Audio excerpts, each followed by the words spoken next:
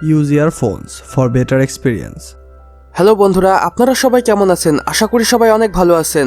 বন্ধুরা, আজকে আমি আপনাদের এমন একটি মুভি এক্সপ্লেইন করে শোনাবো যে এই মুভিতে নিজের বাবা তার মেয়েকে প্রেগনেন্ট করে দেয়।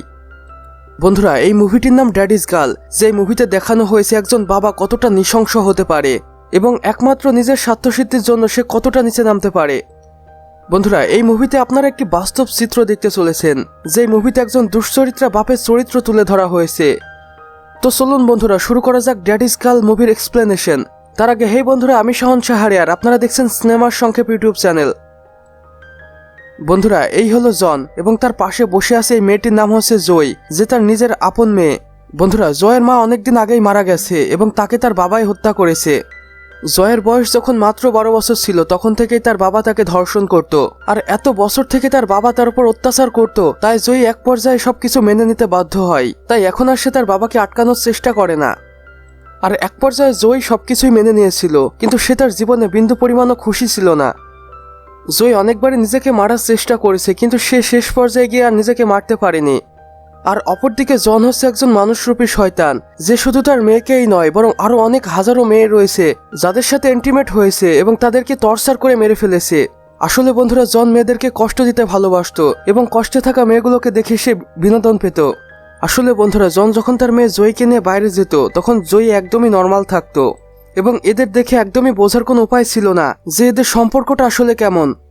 একদিন জন জয়ীকে একটি বারে নিয়ে যায় এবং সেই বারে ড্রিঙ্কস করতে থাকা টেসি নামের একটি মেয়েকে জনের পছন্দ হয়ে যায়, তাই সে জয়ীকে তার সাথে কথা বলতে পাঠায়। এরপর ধীরে ধীরে জন ট্রেসিকে পটিয়ে তাদের বাড়িতে নিয়ে যায় এবং চোখ বন্ধ করে একটি রুমের ভিতরে নিয়ে যায় এবং সেখানে গিয়ে একটি ফটো তোলে। আর জন বলে, জাহান্নামে তোমাকে স্বাগতম। আর ট্রেসি নামের সেই মেয়েটি প্রথমে কিছু বুঝতে না পারলেও সে পরে সবকিছুই বুঝে যায়। ট্রেসি প্রথমে এই রুমটাকে দেখে ভীষণ ভয় পেয়ে যায় এবং চিৎকার করতে থাকে। আর এরপরেই ট্রেসির হাত পা বেঁধে শুরু হয় এক অমানবীয় অত্যাচার। কিন্তু দুর্ভাগ্যবশত এখানে ট্রেসিকে বাঁচাতে কেউ আসবে না। এরপর আমরা দেখতে পাই সে টর্চার সেলের একটি বোর্ডে অনেকগুলো মেয়ের ছবি টাঙানো রয়েছে। আর এই সকল মেয়েগুলো তারাই যাদেরকে জন আর জয়ী ফুসলিয়ে তাদের বাড়িতে নিয়ে এসেছিল এবং তাদের সাথে টর্চার করে তাদেরকে মেরে ফেলেছিল। আর জয়ী বাইরে বসে ট্রেসির সব চিৎকার শুনছিল, তবে সে কিছুই মনে করে না, কারণ এই সব চিৎকারে সে অভ্যস্ত হয়ে গিয়েছে। পরের দিন সকালে আমরা জয়ীকে একটি ফাঁসির দড়ি টাঙাতে দেখি এবং এরপর জয়ী ট্রেসির কাছে যায় এবং ট্রেসির হাতের বাঁধন খুলে দেয় এবং বলে, এইসব কখনো বন্ধ হবে না, তুমি যতক্ষণ বেঁচে থাকবে ততক্ষণ তোমার পর টর্চার চলতেই থাকবে। আর এখন তোমার হাতে একটাই অপশন, আর সেটা হলো আত্মহত্যা। তুমি যদি নিজেকে টর্চারের হাত থেকে বাঁচাতে চাও তাহলে আত্মহত্যা করে নাও, এতে বরং তোমার কষ্ট একটু কমই হবে। আর এই কথাগুলো বলে জয়ী ট্রেসির কাছ থেকে চলে যায় এবং রাতে যখন জন বাড়িতে আসে তখন দেখতে পায় ট্রেসি আত্মহত্যা করে নিয়েছে। আর এখানে জন মনে করে যে তার মেয়ে জয়ী এই ট্রেসির হাত খুলে দিয়েছে এবং তাকে আত্মহত্যা করার জন্য বলেছে। তাই জন দ্রুত জয়ীর কাছে যায় এবং জয়ীকে অপমান করতে থাকে এবং জন জয়ীকে বলে, তোমার শাস্তি হলো এই বডিটিকে টুকরো টুকরো করে কাটো। কিন্তু জয়ী ট্রেসির একটি পা কেটেই ভয় পেয়ে যায় এবং সেখান থেকে চলে যায়। এরপর সিন চলে আসে পুলিশ স্টেশনে, কেননা দিনের পর দিন শহর থেকে মেয়েরা গায়েব হয়ে যাচ্ছে, আর যাচ্ছে তো যাচ্ছেই, কারোর কোনো খোঁজ খবর আর পরে পাওয়া যাচ্ছে না। আর এই বিষয় নিয়ে পুলিশরাও একটু বেশি উদ্বেগে ছিল। আর এখানে আমরা ডেভিড নামের এক পুলিশ অফিসারকে দেখতে পাই, যে আসলে কেসটির ইনভেস্টিগেশন করছিল। এরপর একদিন ডেভিড কোথাও যাচ্ছিল এবং এমন সময় তার গাড়িটি খারাপ হয়ে যায়, আর সে গাড়িটি রিপেয়ার করতে একটি গ্যারেজে যায় যেখানে জন গাড়ি রিপেয়ার করছিল। আর এখানে আমরা জানতে পারি জন পেশায় একজন মেকানিক। এরপরে ডেভিড জনের কাছে গাড়িটি রেখে থানায় চলে যায়। এরপরে গাড়িটি রিপেয়ার করে জন যখন থানায় গাড়িটি রাখতে যায় তখন ডেভিড জনকে দেখে ভাবতে থাকে, একে যেন আমি কোথায় দেখেছি। এরপরে সে অনেক ভাবনা চিন্তা করার পরে বুঝতে পারে ডেভিড ও জন একই সাথে মিলিটারিতে কাজ করত। যদিও তারা এক ইউনিটে ছিল না, কিন্তু একে অপরকে অবশ্যই চিনত। এবং জনকে চাকরি থেকে বের করে দেওয়া হয়েছিল এবং এর অন্যতম কারণ ছিল জন কোনো নিয়ম কানুনই মানত না, তাই তাকে চাকরি থেকে বের করে দেওয়া হয়েছিল। আর এখানে জনের আচরণ দেখে ডেভিডের একটু সন্দেহ হয়, তাই সে জনকে মনে মনে ফলো করতে থাকে।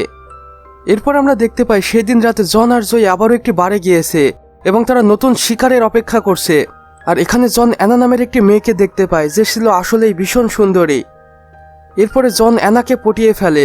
আর এখানে আমরা বুঝতে পারি জনের ভিতরে একটি স্পেশাল পাওয়ার আছে, সে খুব সহজেই মেয়েদেরকে পটিয়ে ফেলতে পারত। এরপরে জন আর জয়ী অ্যানাকে একটি গাড়িতে করে তাদের বাড়িতে নিয়ে যায়।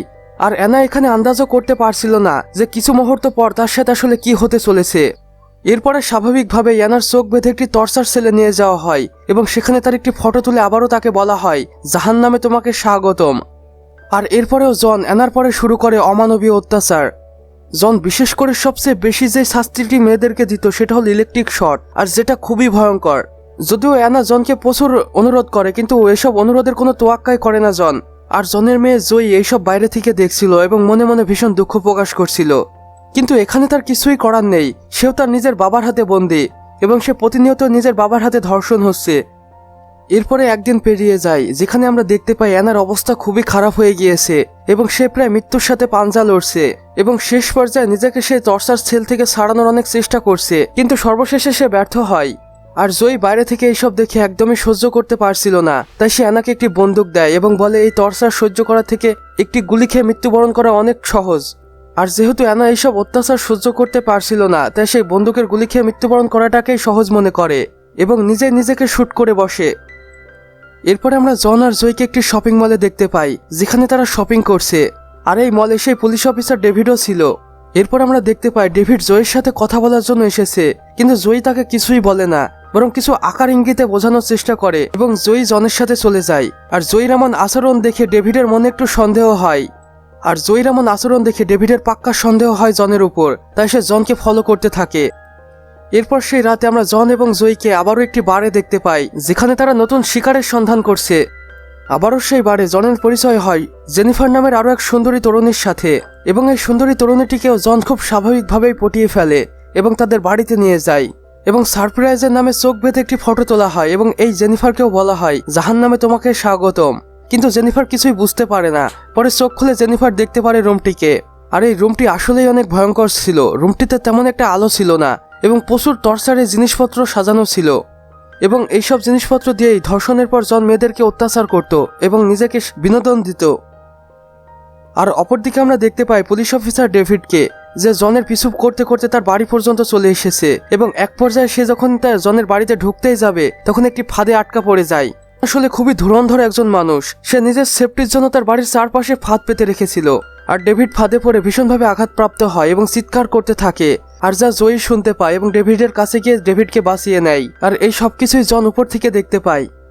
আর অপরদিকে আমরা জেনিফারকে দেখতে পাই যে তার হাতে লক খুলে ফেলেছে এবং সেই রুমের ভিতরে একটি জায়গায় লুকিয়ে পড়েছে, এবং জন যখন ঘরের ভিতরে যায় তখন সেখানে সে জেনিফারকে দেখে না এবং জেনিফারকে না দেখতে পেয়েই তার মাথা বিগড়ে যায় এবং জন ভাবতে থাকে জয়ী হয়তো জেনিফারকে মুক্ত করে দিয়েছে। আর এরপর পিছন থেকে জেনিফার এসে জনের পর আক্রমণ করে এবং সামনে থেকে জয়ী একটি বন্দুক দিয়ে তার বাবার বুকে গুলি করে এবং এতে তার বাবা মারা যায়। এবং এরপর জয়ী তার বাবার মাথায় ছুরি দিয়ে আঘাত করে এবং মাথাটি কেটে ফেলে এবং বলতে থাকে এটা আমার মাকে হত্যা করার শাস্তি। এরপরে আমরা দেখতে পাই জন ও জেনিফার মিলে সেই সকল মানুষগুলোকে খুঁজে বের করছে যারা মেয়েদের সাথে এমন অপকর্ম করে থাকে এবং তাদের হত্যা করছে। এরপর কিছুদিন পার হয়ে যায় যেখানে আমরা দেখতে পাই ডেভিডও বেশ সুস্থ হয়ে উঠেছে, আর ডেভিডকে দেখানোর মধ্য দিয়ে এই মুভিটির সমাপ্তি ঘটে। বন্ধুরা, আমাদের আজকের এক্সপ্লেনেশন বাস এতটুকুই। ভিডিওটি ভালো লাগলে অবশ্যই একটি লাইক করে দিবেন এবং কমেন্ট বক্সে লিখে জানাবেন আমাদের আজকের ভিডিওটি আপনাদের কেমন লেগেছে। চাইলে ভিডিওটি বন্ধুদের সাথে শেয়ারও করতে পারেন, এবং চ্যানেলে যদি আপনারা একদমই নতুন দর্শক হয়ে থাকেন তাহলে অবশ্যই ভিডিওর নিচে থাকা লাল সাবস্ক্রাইব বাটনটি প্রেস করে পাশের বেল আইকনে ক্লিক করে দিতে একদমই ভুলবেন না। সম্পূর্ণ ভিডিওটি দেখার জন্য থ্যাংক ইউ সো মাচ। খোদা হাফেজ।